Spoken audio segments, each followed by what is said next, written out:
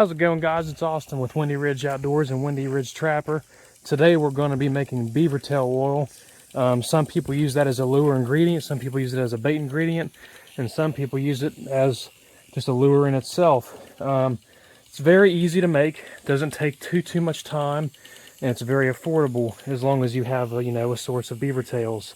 The only things that you need it to be hot here in West Virginia.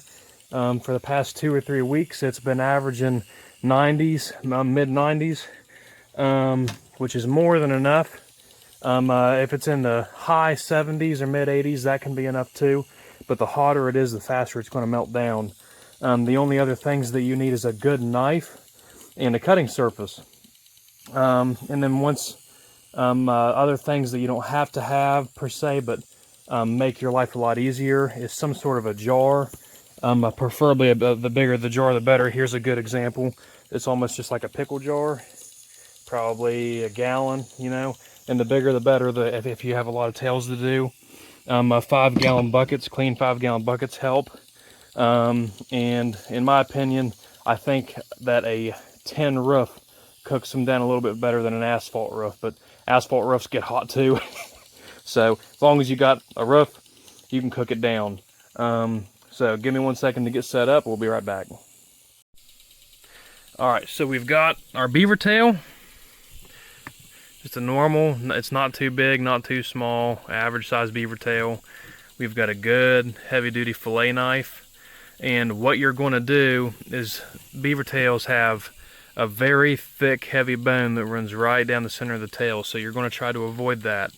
Everyone kind of does it differently. This isn't even the way that we normally do it. I'm just showing you guys because most people have, a cutting surface and then a decent knife.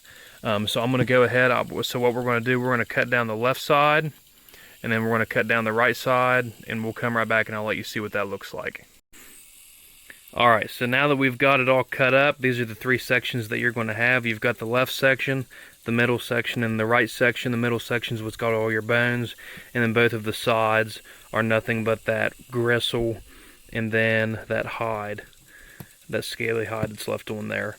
So now that that's done, we take this, we set this aside because it's obviously not easy to cut that with a knife. There's a lot of different ways you can do it. I'm not going to show it on camera, but you can use a hatchet. You can use some sort of a saw. You can use a big butcher's knife. But the one thing that I'm going to state on, that's a really heavy piece of bone, especially as you get down here towards the base. So if you do decide to work on that, use caution. Use caution on any of this whenever you're using blades, because it can hurt you. So now that we've got that moved out of the way, what you're wanting to do is we are going to dice this into about 1-inch sections. So I'm going to go ahead and do that, and I'll let you see what that looks like. Alright, now we've got it all diced up into our little pieces. The next step that we do, this is optional, you do not have to do this, but I like to keep 5-gallon buckets full of cold water. The reason that I throw my chunks into these buckets as I cut them, you have to do this in the summertime, and it keeps the flies off of them, it keeps them from laying eggs on them, and that just causes more of an issue if you end up with a bunch of beaver tails with a bunch of, maggots on them. So I take these, just throw them in my bucket.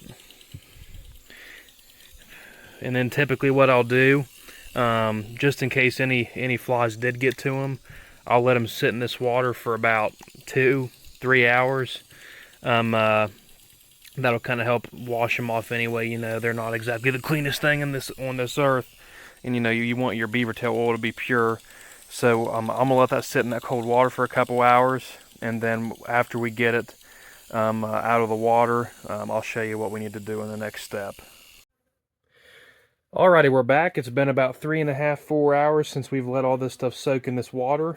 All kinds of gunk and stuff has kind of made its way on up to the surface, so I know that it's time to go ahead and dump it out and get all the water off of these things. So what we like to do is we like to take milk crates. Ones with smaller holes in the bottom are best.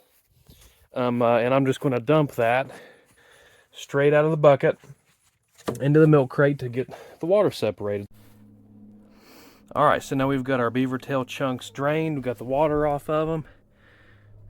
Got about I don't know, 2 3/4 of the way full milk crates worth, which is enough for now. So what we're going to do now is we're going to take these and we're going to put them in our jars. They can be plastic, they can be glass, it doesn't matter. The most important thing is that they're clear.